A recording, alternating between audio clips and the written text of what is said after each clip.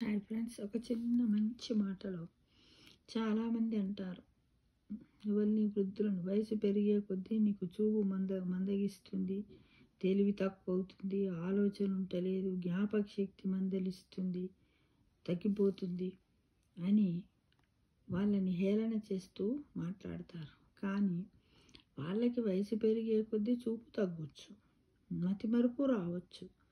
కానీ వాళ్ళకు తెలిసినంత ముందు చూపు ఎవరికి తెలియదు. వాళ్ళ అనుభవాలు, ముందు చూపులు, సమయస్ఫూర్తి, వాళ్ళ తెలివితేటలు, వాళ్ళ సమయ పాలన, సంస్కృతిని ఎలా కాపాడాలి, ఎలాంటిది వాళ్ళ బాధ్యతలు అన్నింటిలో మాత్రము